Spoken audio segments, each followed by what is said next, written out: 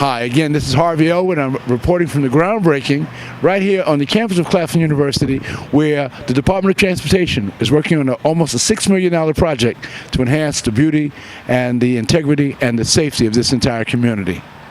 Good morning to all, and welcome to historic Claflin University.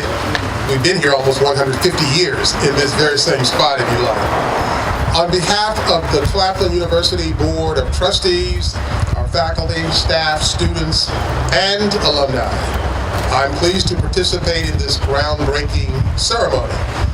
This project is clearly a welcome measure for safety and the welfare of thousands of pedestrians and motorists who use the 601 corridor, and this which connects Claflin University, South Carolina State University, several churches, and the residents who live in our community. We are so pleased and excited today about this groundbreaking for Zane Street 601 project. The city of Orangeburg is delighted to be a partner and in a collaborative effort to save lives. We know all too well the tragedies that have occurred over the years in this area, Orangeburg involving vehicles and trains doing the regular day routine through our city. Thanks for his watchful eye, our Congressman James Claiborne, who always watch and look over this district. We appreciate the funds that you allocated for the necessary project to be underway. And other Claflinites, we'd like to thank Claflin, first of all, for being on the cutting edge of those things that are always important in Orangeburg and South Carolina. On behalf of Gunnar Wright, Chairman of the Orangeburg County Council, I'm happy to be able to say that we are with you, our partner, Jim Claiborne, good friend of mine. I think he was about 1 year behind me at South Carolina State University, Jim. At least. Not quite as so.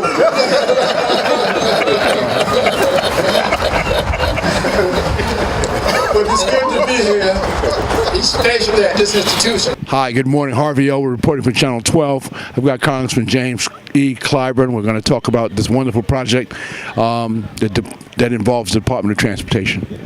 Well, thank you so much for having me. Well, this project this morning is commonly called the Zane Street Project. We're trying to find a much more positive and visionary name for it.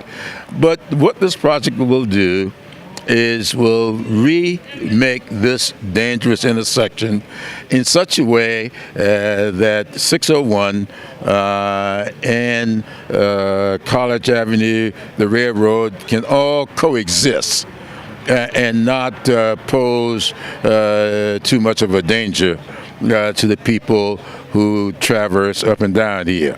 We are thankful to Claflin University for giving up a certain amount of the property, even the part of the president's home, in order for us to get this done.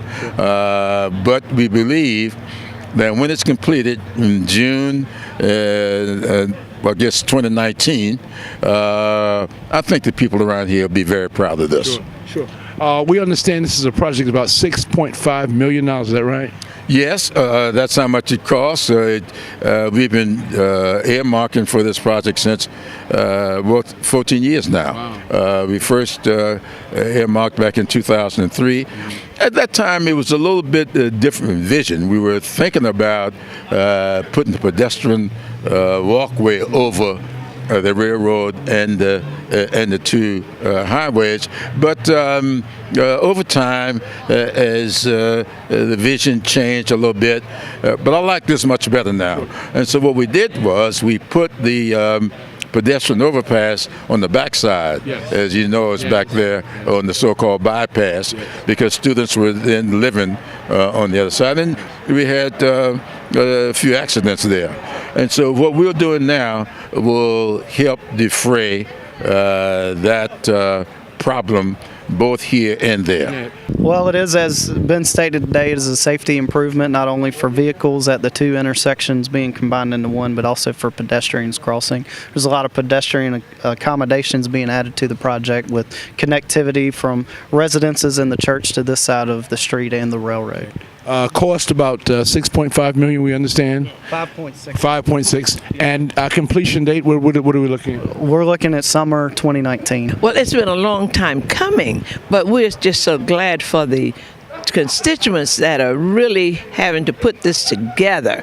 And this collaboration that's going to take us to take Orangeburg where it needs to be, which under this new mayor, it's going to be that. Well done. We've got Dr. Henry N. Tisdale, president of Claflin University. Dr. Tisdale, tell us about today's activity. Tell us about this project, if you will. Well, this project is about change. The change is going to be in the areas of safety and the quality of life for all who use the 601 corridor.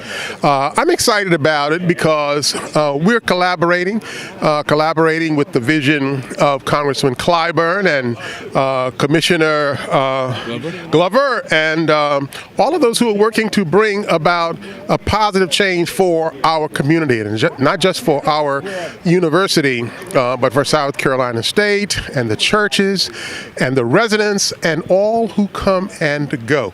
I think for the first time in many, many years, we're very confident that this is going to be a safer place. And it's also going to, at the same time, protect the integrity of the historic district in which we live. And that really excites me about this project. And this is Hilltop High. Yes. And this is a historic building, as Congressman Clyburn said during his remarks.